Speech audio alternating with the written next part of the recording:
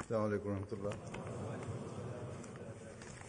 أشهد أن لا إله إلا الله وحده لا شريك له وأشهد أن محمدا عبده ورسوله. أما بعد فأعوذ بالله من الشيطان الرجيم. بسم الله الرحمن الرحيم. الحمد لله رب العالمين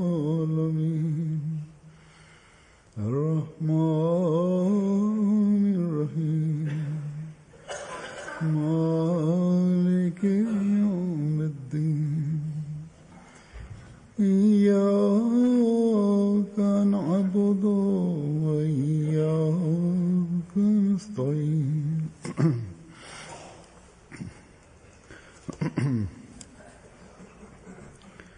اهدنا الصراط المستقيم صراط الذين أنعمت عليهم غير المغضوب عليهم ولا الضالين.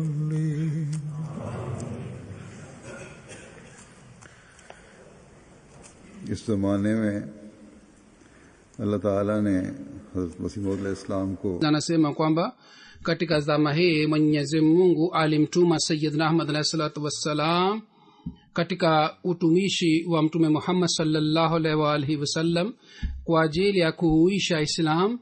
Sayyidina Ahmad alayhi salatu wassalam alituelezea dini halisi na msingi wake, na vile vile alituelezea mafundisho ya mtume Muhammad ya dini tukufu ya Islam vizuri, na alitusihi kwamba tuepukane na bid'a na mila mbaya za watu. Basi katika zama hii Sayyidina alayhi salatu wassalam ni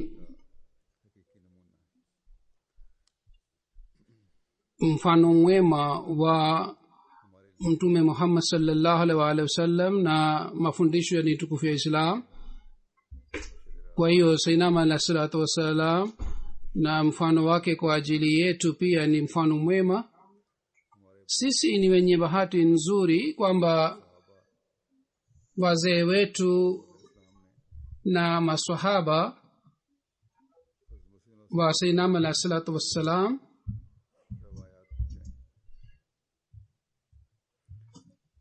walitufikishia riwaya kuhusu Sayyidina alayhi salatu wassalam. Miongoni wa wanajumuiya wa zamani watapatikana wengi ambao kwa kuwapitia wazee wao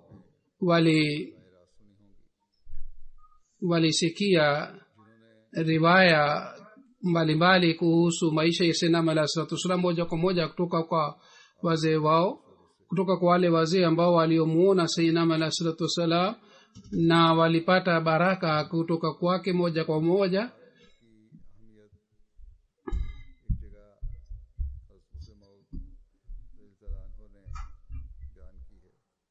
Hazrat Muslim radhiyallahu ta'ala anhu ameeleza umuhimu wa riwaya hizi, na sawa na hali yake mambo mengine ambayo yanaonekana ni madogo, lakini mambo ya nasaha na vile vile mambo mbalimbali ya mafundisho dini tukufu ya Islam ametuelezea. Sasa nitaeleza riwaya hizi.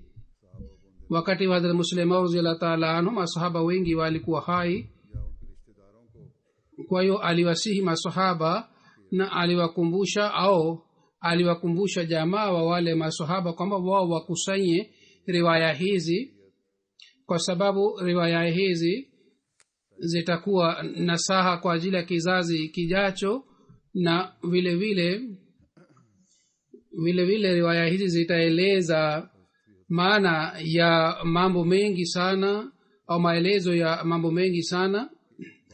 Hazrat Muslim Maud halifa wa pili radhiyallahu ta'ala anhu anasema kwamba mwaka huu nimekumbusha jumuiya kuhusu jambo moja maalum, na jambo hili ni muhimu kiasi hiki kwamba Hazur anasema kwamba maelezo yake ni hivi kwamba fitna ilipatikana katika jumuiya. Halifa wa pili anaeleza kuhusu fitna ile kwamba namna gani tunatakiwa tuzuie fitna hii, na kila kitu kiwe kadogo kiasi gani kinachotufikia kwa kumpitia Sayyidina alayhi salatu wasalam kinatusaidia na kinatuepusha na fitina na kinatuzuia katika maovu. Hadhrat Muslim Maud anasema kwamba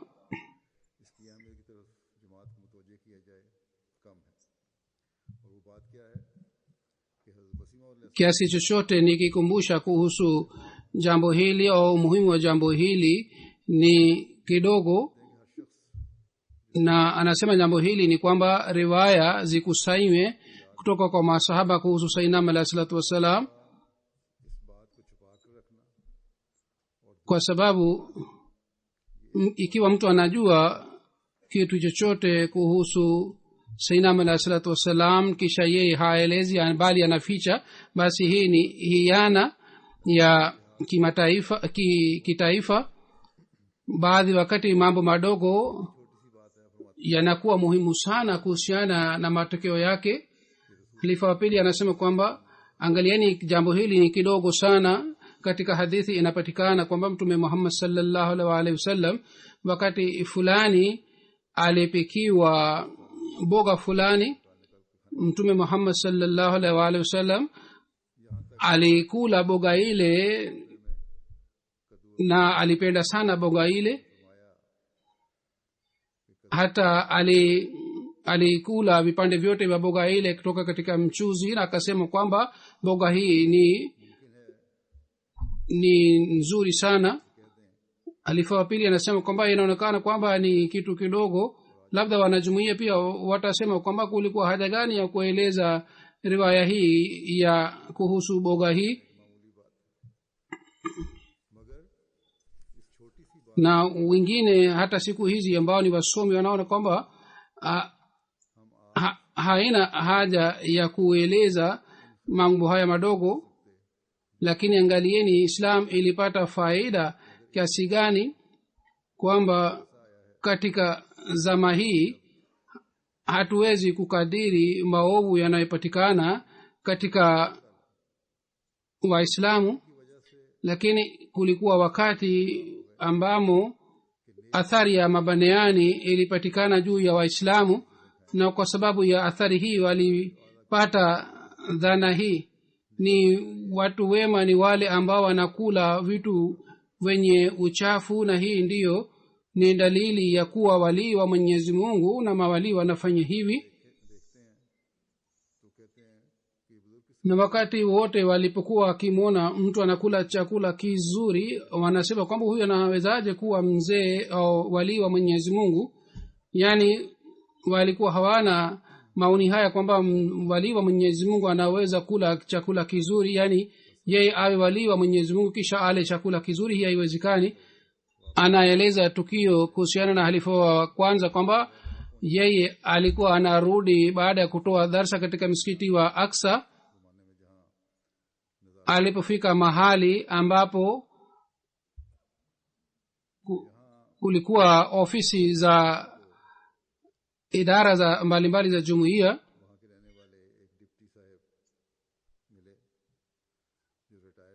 dipti mmoja alikutana naye pale. Dipti ambaye alikuwa amestaafu na alikuwa baniani alikutana na halifa wa kwanza. Yeye aliwahi kusikia kwa mtu kwamba Sayyidina alayhi salatu wasalam anakula pilau na vile vile anatumia mafuta ya badamu.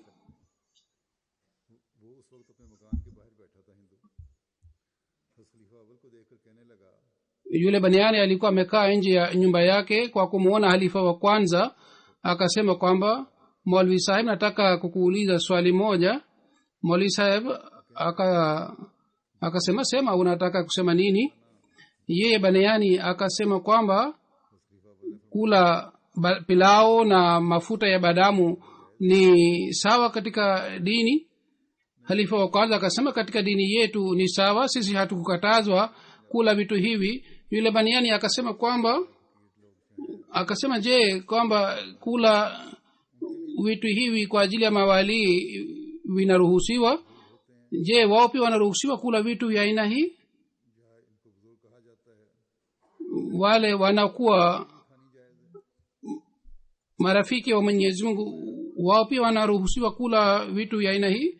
Halifa wa kwanza akasema kwamba katika dini yetu kwa ajili ya mawali wa Mwenyezi Mungu kula vitu vya aina hii vinaruhusiwa.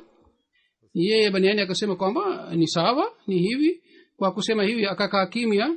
Hadhrat Muslim anasema kwamba angalieni, huyo mtu alikuwa na swali kubwa hili kwamba Mirza Sahib anawezaje kuwa masihi aliyeahidiwa ila hali anakula pilao na vile vile anatumia mafuta ya badamu. Hadhrat Muslim radhiyallahu ta'ala anhu anasema kwamba ikiwa maswahaba pia wangekuwa na tabia kama wanajumuiya wa siku hizi wanao, na wasingeeleza kuhusu habari ya boga aliyokula Mtume Muhammad sallallahu alaihi wasallam, basi tungekosa jambo muhimu sana. Katika hadithi inapatikana kwamba Mtume Muhammad sallallahu alaihi wasallam safari moja siku ya Ijumaa alivaa kanzu nzuri sana.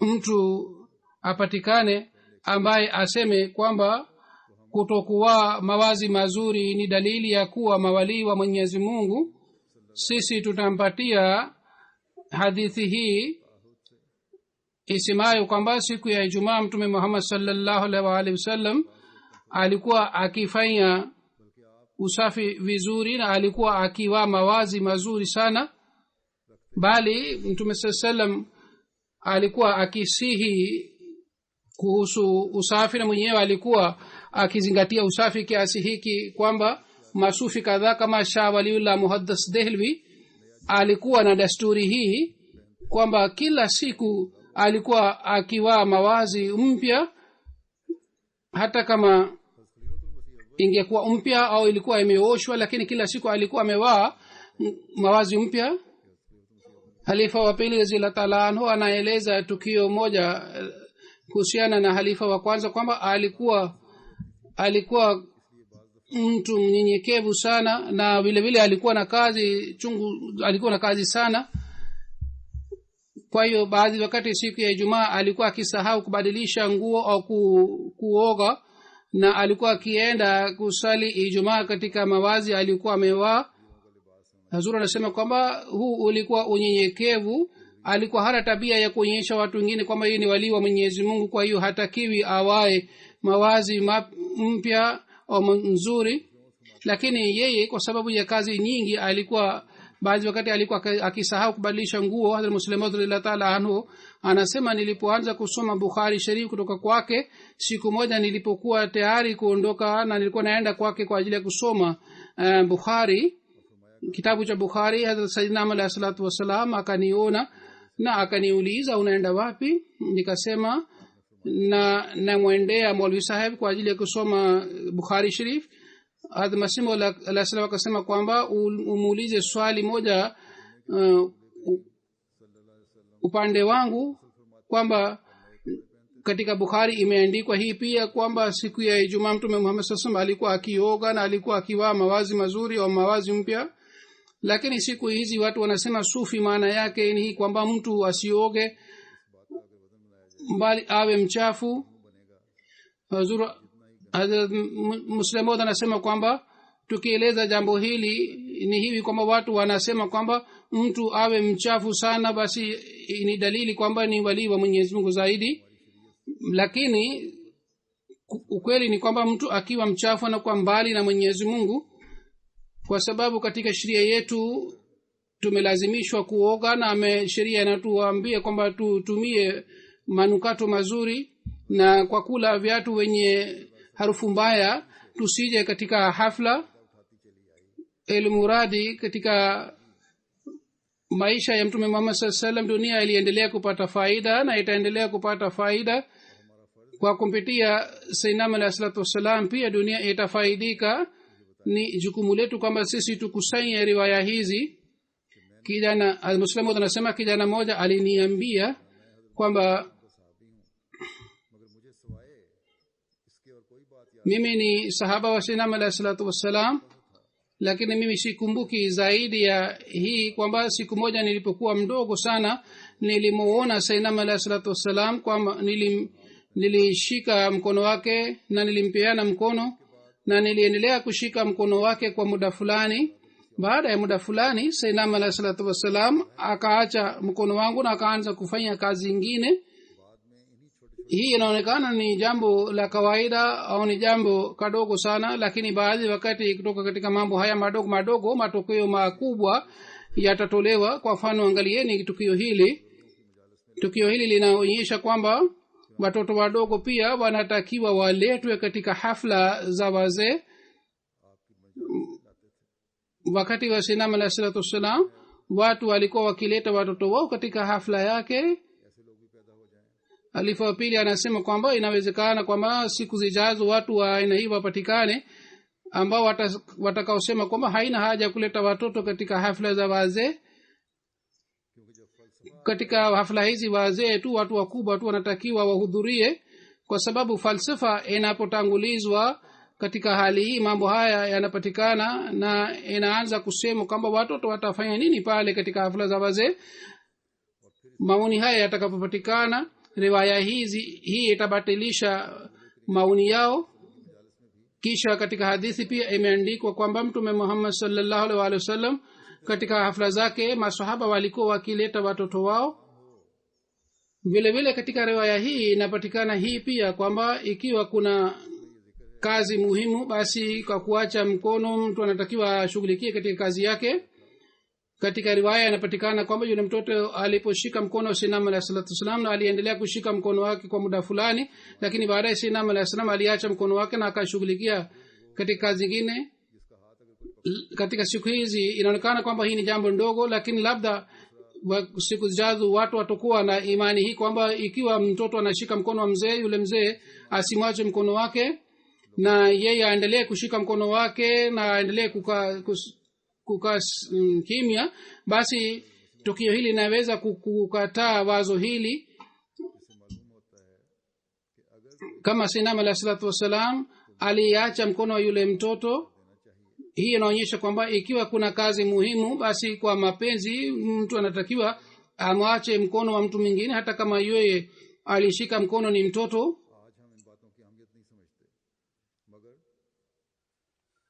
Siku hizi hatuoni umuhimu wa mambo haya.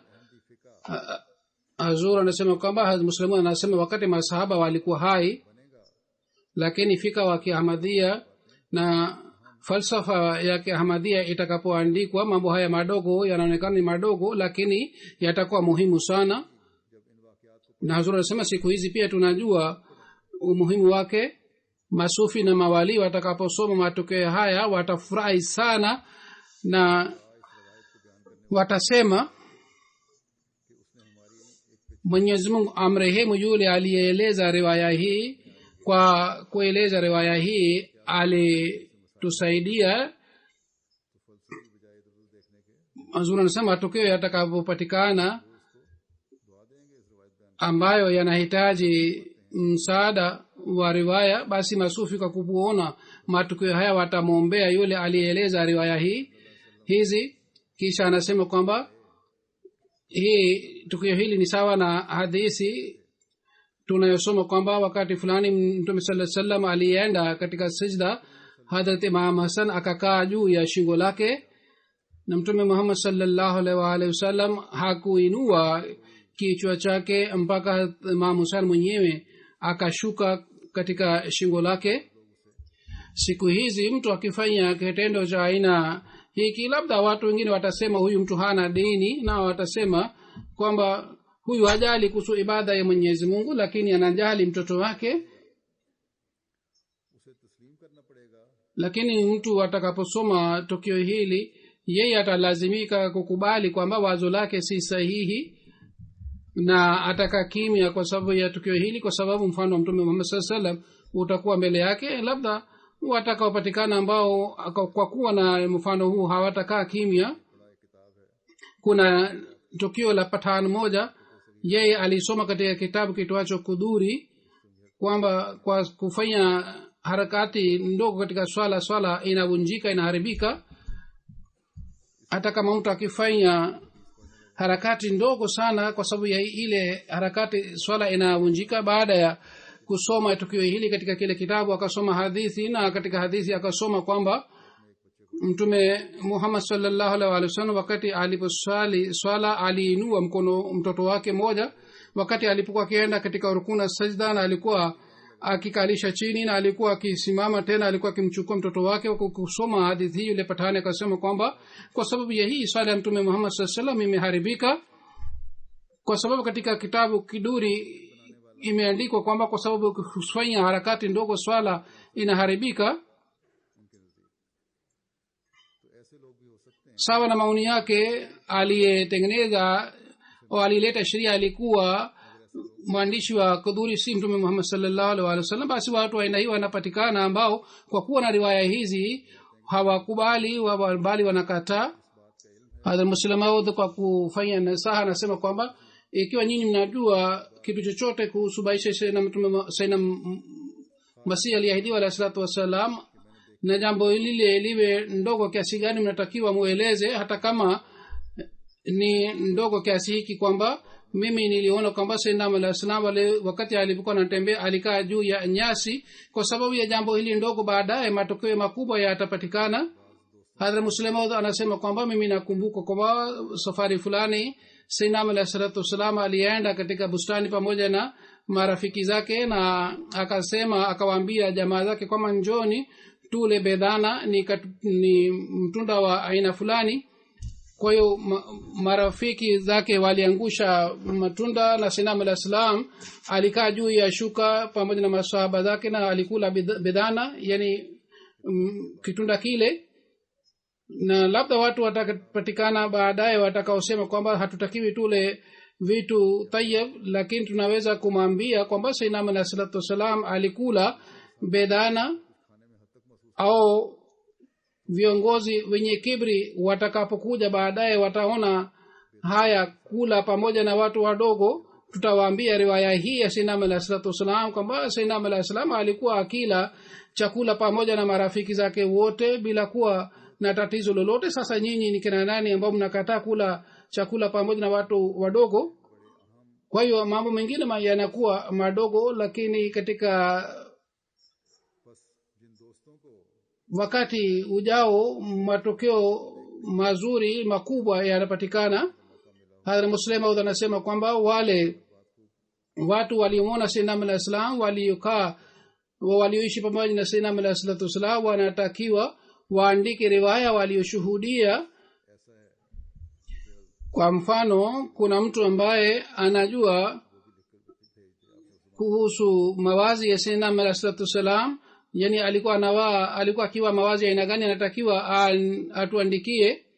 Kisha baadaye maswahaba walianza kuandikisha riwaya zao, na kuna register kadhaa za riwaya hizi zimeshatayarishwa. Nimeshawahi kueleza riwaya hizi. Sasa riwaya hizi zinaandikwa tena kwa kutumia kompyuta, kwa sababu mwanzoni riwaya hizi iliandikwa kwa mkono, ili baadaye ikiwa kuna haja kuchapa kitabu kile kichapwe. Na vile vile kuna riwaya zingine ambazo ikiwa hazipingani lakini hailingani na riwaya zingine, au riwaya zingine za Sayyidina Al-Islam ni wazi zaidi kuliko riwaya zile. Na wakati wa kuandika riwaya hizi, riwaya za aina hii hazikuingizwa katika kitabu. Baadhi wakati wale wanaoandika riwaya hizi, wale maulama wanatoa maoni yao kwamba haina haja kuweka riwaya hii kwa sababu yake athari fulani inaweza kupatikana. Lakini mimi mwenyewe naposoma riwaya zile naona kwamba haina haja ya kuwa na mawazo ya aina hii zile riwaya pia zinatakiwa ziandikwe. Kwa vyote riwaya hizi zinakusanywa na jumuiya itapata riwaya hizi katika sura ya kitabu. Hadhi Muslim Maud anasema kwamba kwa kupitia riwaya hizi faida moja itapatikana hii kwamba ikiwa katika siku za usoni watu wa aina hii watakaopatikana kwamba mtu anatakiwa asifunike kichwa chake, basi maoni yao yanaweza kukatazwa. Hakuna shaka kwamba kuna hadithi za Mtume Muhammad sallallahu alaihi wasallam. Hazur anasema kwamba watu wengine wanaswali swala bila kufunika kichwa chao, lakini kwa kupitia riwaya hizi za Mtume Muhammad sallallahu alaihi wasallam inapatikana kwamba adabu za misikiti ni nini na adabu za kukaa katika hafla ni nini. Muslim anasema kwamba hakuna shaka ndani yake hii kwamba kuna hadithi za Mtume Muhammad sallallahu alaihi wasallam zinazopatikana na Mtume Muhammad sallallahu alaihi wasallam alileta sheria, lakini hakuna shaka ndani ya hii kwamba nabii anayekuja karibu na nabii alileta sheria mambo yake yanaeleweka au kauli yake inaeleweka ni sawa zaidi. Kama inasemwa siku hizi kwamba mambo yaliyofuatwa na Imam Abu Hanifa ni sawa zaidi. Vile vile katika zama hii hadithi za Mtume Muhammad sallallahu alaihi wasallam zilizosadikishwa na Sayyidina alayhi salatu wasalam kwa vitendo vyake, watu wataamini kwamba zile hadithi ni sahihi zaidi, na hadithi zilizokatazwa na Sayyidina alayhi salatu wasalam au alisema kwamba hadithi hizi si sahihi, watu wataona kwamba zile hadithi si kauli ya Mtume Muhammad sallallahu alaihi wasallam. Basi maneno haya Sayyidina alayhi salatu wasalam pia ni muhimu kama hadithi, kwa sababu mambo haya yatakuwa kipimo cha kujua kuhusu hadithi ya Mtume Muhammad sallallahu alaihi wasallam. Hadhi Muslim alisema kwamba katika riwaya hizi labda kuna zingine ambazo hazina haja ya kuchapa siku hizi, lakini inatakiwa riwaya hizi zote zihifadhiwe na ziandikwe. Yani alisema kwamba riwaya hizi labda hazitachapwa siku hizi, lakini lazima tuhifadhi riwaya hizi tunazopata kutoka kwa maswahaba, na wakati mwingine tutakapokuwa na nafasi nzuri tutachapa riwaya hizi. Kwa mfano Sayyidina alayhi salatu wasallam alipata ufunuo huu Sultanate Britania ta 8 saal baada za ayame zofu ikhtilal. Hadhi Muslim anasema kwamba wakati ule ilham hii haikuchapwa, baadaye ilichapwa. Kuhusu hii wengine wanasema kwamba katika ufunuo huu habari ya Malkia Victoria ilitolewa, na vile vile inaweza kuwa maana nyingine pia. Sawa na ufunuo huu, utawala wa Uingereza uliendelea kudhoofika pole pole, na haikutokea mara moja bali ilichukua muda, lakini pole pole utawala wa Uingereza ulidhoofika sawa na ufunuo huu. Vyovyote ilivyokuwa hali wakati ule, lakini ufunuo huu ulipatikana na tunaweza kuwa na kueleza maana yake chungu mzima. Hadhi Muslim anasema kwamba tunatakiwa tuhifadhi riwaya hizi zote, lakini riwaya hizi zichapwe wakati hakuna hatari. Hadhi Muslim anasema kwamba bado kuna nafasi kwamba tukufanye kazi hii. Hazur anasema kama nilivyosema kwamba riwaya hizi zinakusanywa vizuri na zinahifadhiwa vizuri. Hadhi Muslim anasema kwamba siku hizi watu wanamheshimu sana Imam Bukhari. Yeye anaheshimiwa kwa sababu yeye alikusanya riwaya kutoka kwa watu wengine. Basi wale ambao ni watoto wa masahaba, ikiwa wao wana riwaya, wanatakiwa waeleze mbele. Ikiwa riwaya zao zikilingana na riwaya zingine, labda riwaya zingine Hazur anasema kwamba hazikuandikwa katika register, lakini katika family yao riwaya hizi zinaendelea, kwa hiyo wao wanaweza kuniandikia riwaya hizi. Hazrat Muslim Maud alisema hii pia kwamba wale watakaoeleza riwaya hizi wataombewa na watu, kwamba watu watasema Mwenyezi Mungu awapatie ujira mwema walioandika riwaya hizi. Hazrat Muslim anasema nimeshuhudia kwamba katika kuona riwaya hizi mtu anamwombea mtu aliyeandika riwaya hii anaandika tukio lake moja kwamba jana nilikuwa natafuta aya fulani katika Qur'an tukufu nikapata wazo hili kwamba nikianza kutafuta katika Qur'an tukufu itachukua muda mrefu kwa hiyo ni vizuri nione orodha ya aya mbalimbali niliposoma pale kama dakika kadhaa nilipata aya ile kwa hiyo kwa kupata aya ile kama dakika 2-3 niliendelea kumbea yule aliyetayarisha orodha ule na kwa sababu ya juhudi yake nilipata aya nilikuwa natafuta. Hazur anasema kwamba siku hizi mambo haya yamekuwa rahisi zaidi katika computer pia reference hizi zinapatikana kwa wale waliweka riwaya hizi au reference mbalimbali katika computer watu wanaombea pia kila kitendo cha Sayyidina Muhammad sallallahu alaihi wasallam na kila kauli ya Sayyidina Muhammad sallallahu alaihi wasallam ni hazina ya elimu kwa ajili yetu na tunapata maelezo ya aya za Qur'an tukufu na tunapata maana ya hadithi za Mtume Muhammad sallallahu alaihi wasallam kwa kupitia kauli hizi za Sayyidina Muhammad sallallahu alaihi wasallam na hivi sisi tunafaidika. Mwanajumuiya yoyote akisikia riwaya hizi atafaidika na vile vile wale waliokusanya riwaya hizi atawaombea pia. Basi jambo hili ni muhimu sana ambalo baadhi wakati mtu hazingatii sana. Hazuru anasema nakumbuka wakati nilipoanza kueleza kuhusu maswahaba wa Sayyidina Muhammad sallam watu wengine ambao ni katika kizazi cha maswahaba na wali ambao wana riwaya za maswahaba katika familia yao waliniandikia riwaya hizi. Hawa watu wanatakiwa waandike riwaya hizi zinazopatikana katika familia yao na kwa kuandika riwaya hizi wamtumie katika ofisi ya tasnif ofisi ya additional wakili tasnif. Yeye akitaka atatumia kamati atatumia riwaya hizi kamati iliyoundwa kwa ajili ya kazi hii. Hazur anasema kwamba naeleza tukio lingine ambalo ni majibu ya swali la watu wa siku hizi pia. Sayyidina Muhammad sallallahu alaihi wasallam tangu mwanzo alikuwa na hamu sana ya kuona maendeleo ya Islam na alikuwa akitaka kwamba waislamu warekebishe hali yao na kwa ajili ya kurekebisha hali ya vitendo kitu muhimu ni kwamba mtu azingatie ibada ya Mwenyezi Mungu yani aswali swala. Ndio maana Sayyidina Muhammad sallallahu alaihi wasallam kwa ajili ya wenyeji wa Qadian alifanya mpango ili waje misikitini kwa ajili ya kusali swala.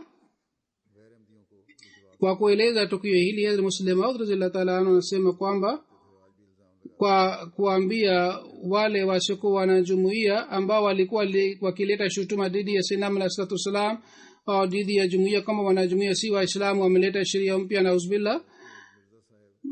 Kwa kuwajibu wale wasiokuwa wanajumuiya Hazrat Muslim Maud radhiyallahu ta'ala anhu anasema kwamba Hazrat Mirza Sahib yani Sayyidina Muhammad sallallahu alaihi wasallam kabla ya kuanzisha jumuiya kwa kuona hali ya watu kwamba wao hawazingatii swala hawasali swala yeye mwenyewe alikuwa akituma watu ili waje msikitini. Hazur anasema watu wanaleta shutuma wanapatikana lakini siku hizi pia hali yao ni aina hii kwamba hawazingatii swala. Kwa Sayyidina Muhammad sallallahu alianza kutuma watu ili walete watu wale ambao hawasali swala msikitini. Watu wakaanza kuleta udhuru kwa sababu wengi wao walikuwa wakulima. Wakasema kwamba kusali swala ni kazi ya matajiri si kazi ya sisi maskini. Sisi tufanye kazi kibarua au sisi tusali swala tufanye kazi gani? Kwa hiyo Sayyidina Muhammad sallallahu alaihi wasallam akafanya mpango mmoja kwamba akasema kwamba nyinyi njoni kwa ajili ya swala nyinyi mtapata chakula cha wakati moja. Kwa hiyo siku kadhaa baada ya tangazo lile kwa ajili ya chakula watu kama 25 30 walikuwa wakija misikitini, lakini baadaye wakawa wavivu na wakaanza kuja kwa ajili ya sala ya maghrib ambamo chakula kilikuwa kinapatikana. Kwa hiyo hatimaye Sayyidina al-Islam alisimamisha baadaye mpango huu na hakuendelea na mpango huu. Anasema Muslimu kwamba Sayyidina al-Islam alikuwa na shauku hii ili picha halisi ya Islam ionekane pale. Kwa kuona shauku yake hii, Mwenyezi Mungu alitimiza hamu yake.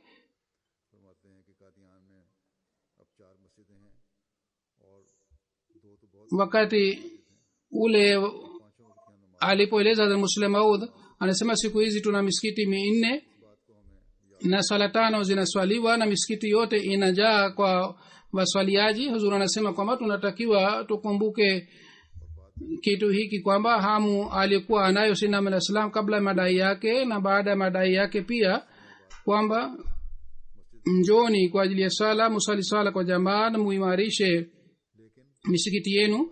Huzuri anasema kwamba sisi tunajenga misikiti duniani kote, lakini jinsi tunatakiwa tuzingatie swala na tuimarishe misikiti, hali hii haipatikani. Na mimi napokea malalamiko na mashitaka kutoka kwa watu mbalimbali katika Rabwa, katika Kadiana, katika misikiti ya Pakistan. Wanajumuiya wanaoishi pale wanatakiwa waimarishe misikiti yao. Vile vile katika nchi zingine za dunia wanajumuiya wanatakiwa wafanye juhudi ya kuimarisha misikiti yao.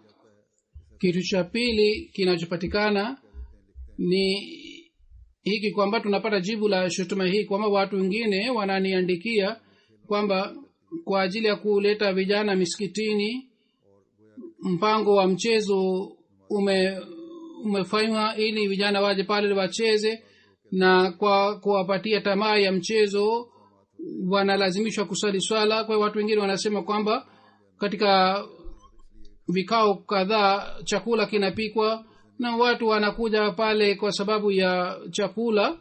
Hazur anasema kwamba hii ni dhana mbaya ambayo watu wengine wanafanya, lakini karibu na misikiti ukumbi uliojengwa ambapo vijana ambao wenyewe ni wachezaji na wanacheza na wanakusanya vijana kwa jina la mchezo, na faida yake moja imepatikana kwamba vijana hawa wameanza kuja misikitini na hivi misikiti imeanza kuimarika. Huzuri anasema kusema hii kwamba hii si sahihi, na kwa nini ukumbi umejengwa kwa ajili ya mchezo karibu na msikiti au kwa ajili ya kuleta watu misikitini, kwa nini chakula kilipikwa wakati wa vikao mbalimbali. Huzuri anasema kwamba shutuma hii si sahihi. Kwa kupitia mwenendo wa Sayyidina Muhammad sallallahu alaihi wasallam imethibitika kwamba hii inawezekana na tunaweza kufanya hivi na haina madhara yake. Halifa mtukufu anasema kwamba leo nitaswalisha jeneza 2 ghaibu. Jeneza ya kwanza ni ya bana Alhaj Yakub Saheb wa Ghana ambaye tarehe 30 ya Agosti 2015 alifariki. Inna lillahi wa inna ilaihi rajiun. Kwa kadirio fulani umri wake ulikuwa miaka 100.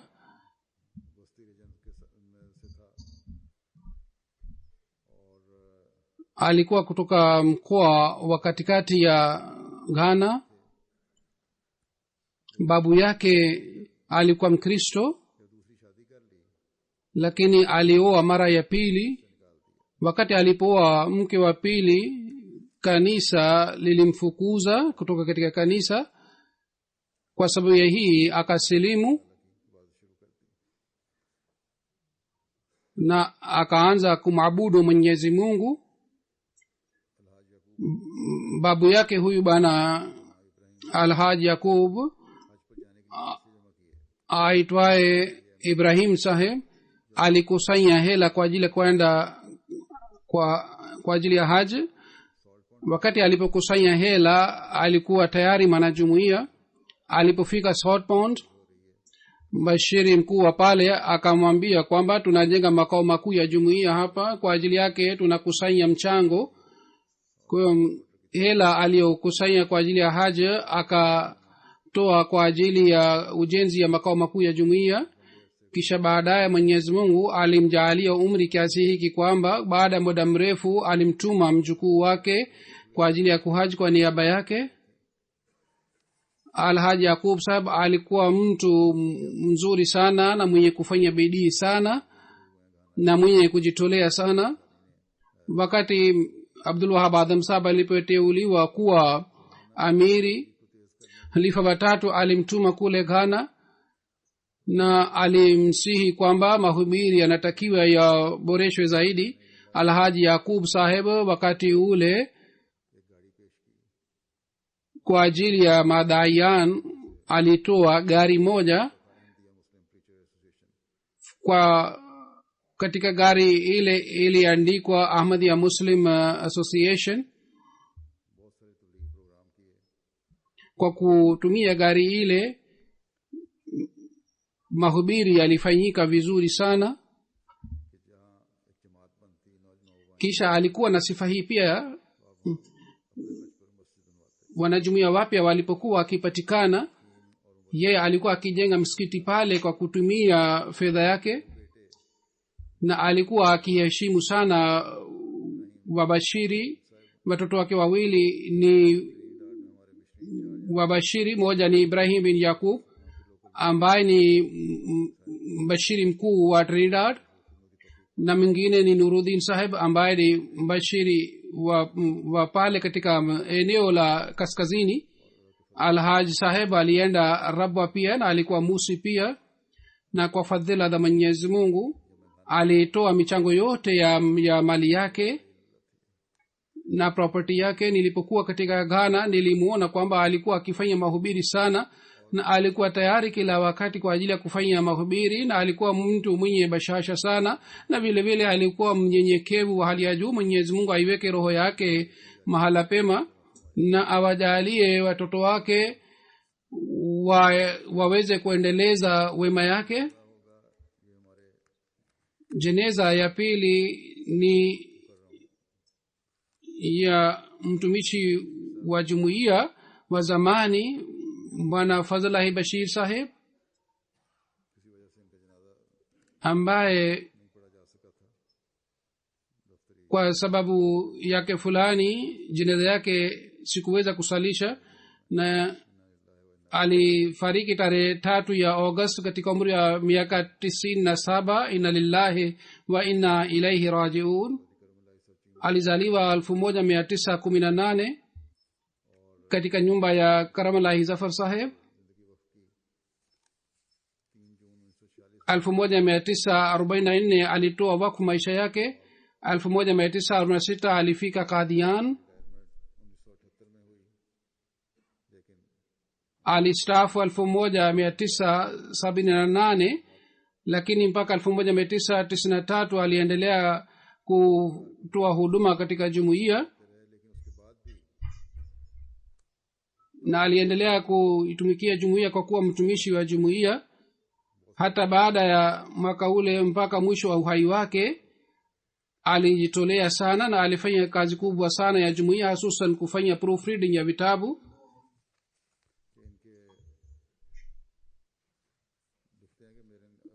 Yeye mwenyewe ameandika kuhusu maisha yake. Anasema kwamba baba yake Karamalahi Saheb 1898 alifanya bayet kwa mkono wa Sayyidina alayhi salatu wassalam. Kisha baada ya mwaka moja babu yake jina lake ni Chaudhry Jalaluddin Saheb, yeye pia alifanya bayet. Baba yake alikuwa na uhusiano mzuri na jumuiya na uhalifa, alikuwa na uhusiano madhubuti na jumuiya na uhalifa. Sayyidina alayhi salatu wassalam wakati alipofariki, baba yake mara moja alifanya bayati ya halifa wa kwanza, na halifa wa kwanza alipofariki alifanya bayati ya halifa wa pili mara moja bila kuchelewa. Hata katika ndoto alionyeshwa kwamba halifa wa pili atakuwa halifa. alifanya wasia na alifanya wasia ya 8% ya mali yake na mapato yake. Yeye mwenyewe anaandika tukio la kutoa wakfu maisha yake. Anasema ilikuwa jalsa salana ya 1919 au 20, na wakati ule nilikuwa mdogo sana. Katika jalsa salana ya kina mama Hafadh Ghulam Rasul Sahib Wazirabadi alitoa hutuba na akawaambia kwamba sisi tunakuwa wazee.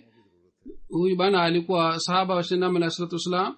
Akasema kwa ajili ya kutoa huduma ya dini tunahitaji watu, kwa hiyo mtoe wakfu watoto wenu na muwatume watoto wenu Qadian kwa ajili ya kusoma zaidi. Baada ya hutuba hii mama alimwahidi Mwenyezi Mungu kwamba mimi nitamtoa huyu Fadhlullah katika njia ya Mwenyezi Mungu. Kwa hiyo 1931 alipokuwa katika shule ya msingi, baba yake alimwambia kuhusu ahadi ya mama yake, na akasema kwamba ikiwa nataka kuendelea na elimu ya dunia, utakapomaliza elimu yako ninaweza kukupatia kazi kubwa sana ya tahsildar.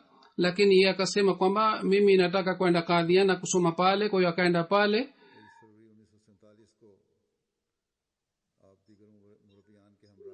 23 Februari 1947 pamoja na wabashiri wengine alienda Afrika Mashariki katika bandari ya Mombasa. Katika mabashiri hawa walikuwa Mirza Allah Sahib, Maulvi Jalaluddin Sahib Kamar, Sayyid Waliullah Shah Sahib, Hakim Muhammad Ibrahim Sahib na Maulvi Nayatullah Sahib.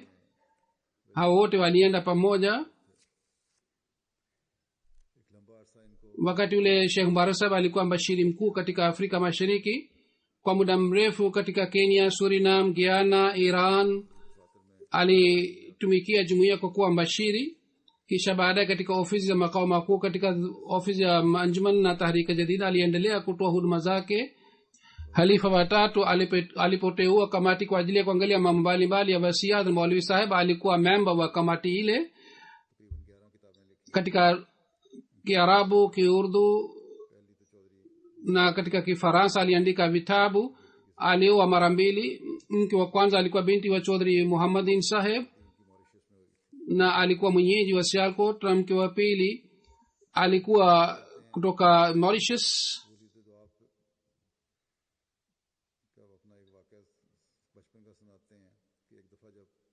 Anaeleza tukio lake la kupokelewa maombi yake. Anasema wakati alipokuwa mtoto wa miaka 10 mama yake akawa mgonjwa sana, na kulikuwa hakuna matamanio kwamba atasalimika, na alikuwa na hofu kwamba mama atafariki. Kwa sababu hii akapata huzuni sana. Anasema nikafanya maombi sana, Mola wangu, katika umri huu utachukua mama yangu na nitabaki bila mama.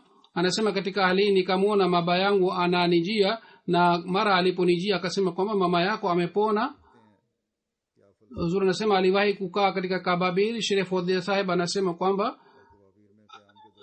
katika Palestina aliishi kwa miaka kadhaa, na kule alikuwa akifanya kazi kwa bidii sana. Alikuwa akiwatembelea wanajumuiya na watu, na alikuwa akitoa darsa ya Qur'an tukufu na hadithi.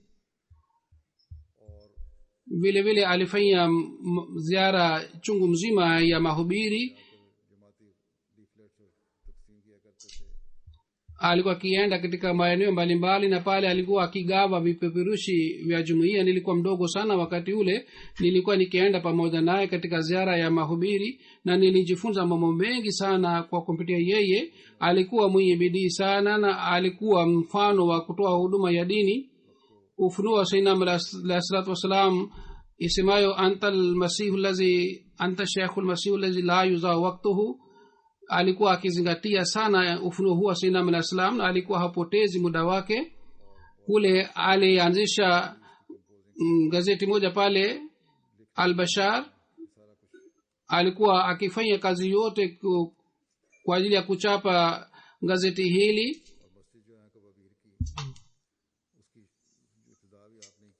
Msikiti wa Kababir ulipojengwa aliweka jiwe la msingi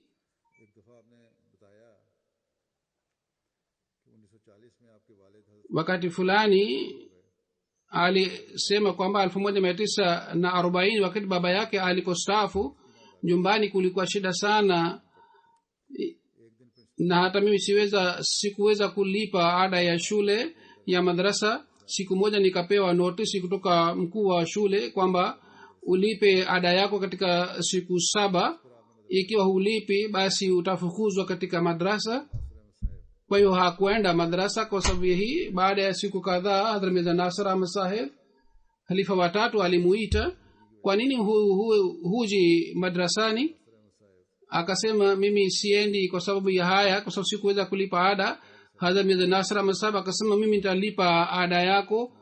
Akasema mimi sitaki kupokea sadaka kutoka kwako, nipe mkopo. Kwa hivyo aliendelea na masomo yake, lakini 1940 mpaka 42 nyumbani kulikuwa shida sana na yeye alikuwa hapati chakula. Anasema wakati fulani ilikuwa hali hii kwamba masaa 56 sikuweza kupata chakula chochote, lakini sikumwambia mtu yeyote.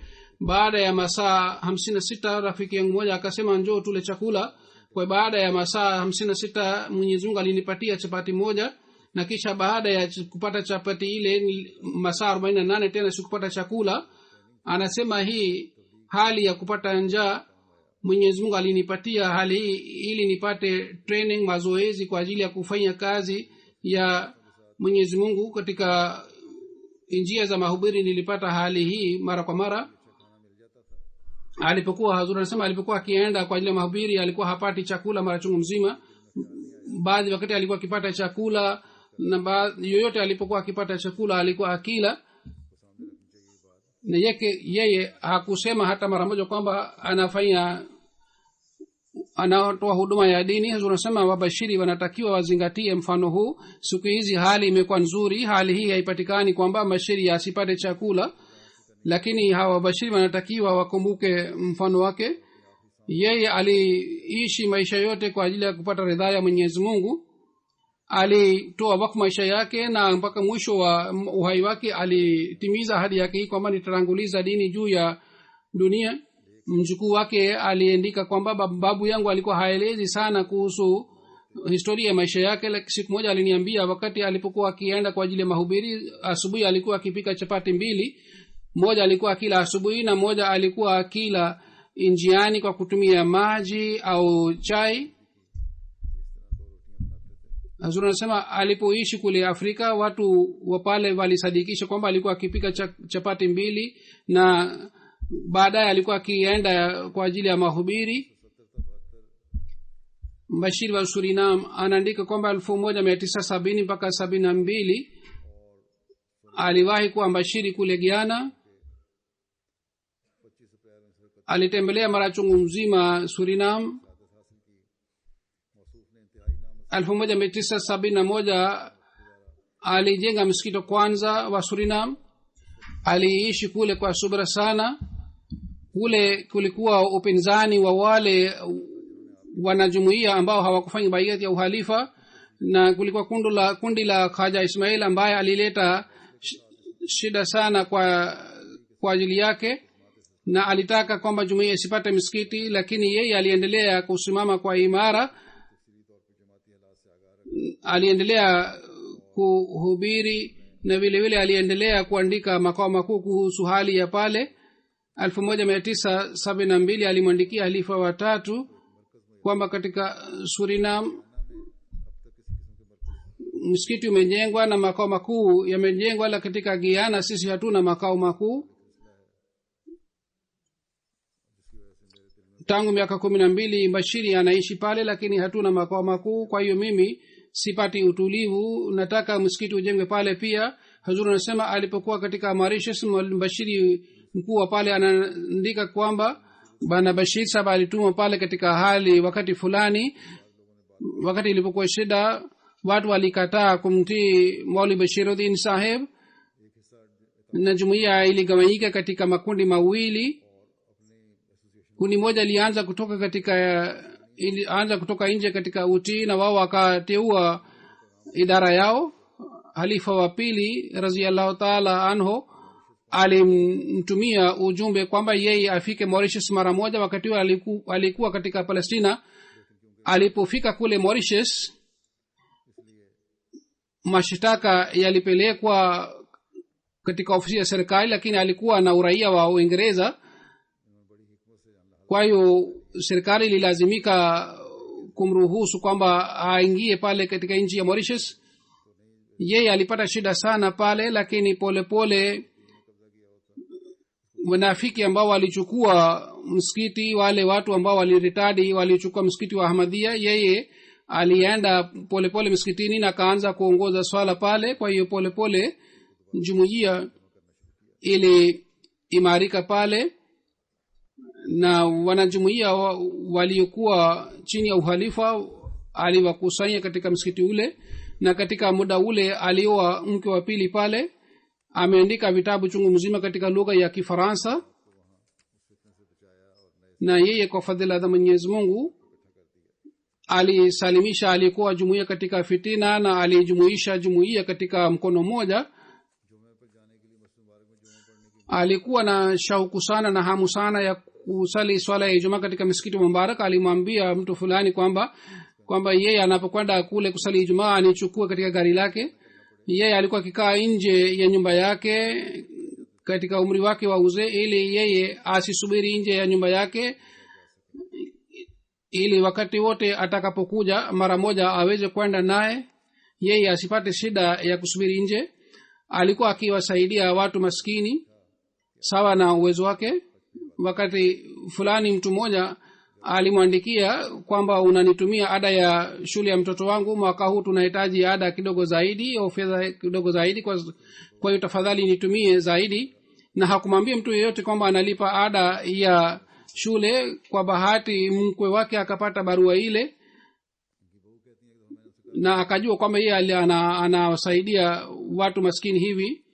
Mkwe wake anasema kwamba nilimwambia siku moja kwamba nielezee tukio la mahubiri. Yeye akasema nitakuelezea leo tukio la mahubiri, kwamba kila siku baada ya swala ya alfajiri nilikuwa nikienda kwa ajili ya mahubiri, na jioni nilikuwa nikirudi. Siku moja niliporudi jioni nyumbani, nikakuta watu wengi wamejumuika nje ya nyumba yangu. Nikapata wasiwasi, ni nini? Kwa nini watu wamejumuika? Kwa nini wananisubiri? Waliponioni wakaanza kunipongeza kwa mbali. Nikasema, kwa nini mnanipongeza? Wanasema kwamba leo asubuhi wakati ulipotoka nyumbani kwake, simba moja na wewe mlikuwa mnatembea pamoja. Baadhi wakati simba alikuwa anaenda mbele yako, na baadhi wakati wewe ulikuwa unaenda mbele na simba alikuwa anakufuata, lakini Mwenyezi Mungu alikusalimisha. Sisi tunakupongeza kwa sababu ya hii. Watu wengi walikuona hivi msituni wakati ulipokuwa unatembea. Alikuwa akiswali swala ya tahajjud, alikuwa akiswali swala kwa unyenyekevu sana.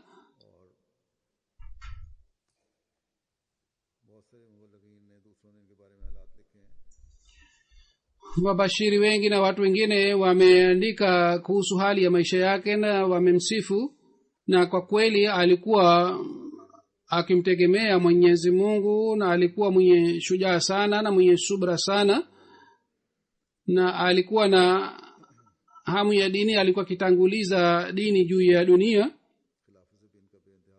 Yote niliyosema kuhusu sifa zake ni sawa kabisa, ni kweli. Alikuwa akipenda sana uhalifa. Mwenyezi Mungu aiweke roho yake mahala pema na awajalie watoto wake waendelee na wema. Amin.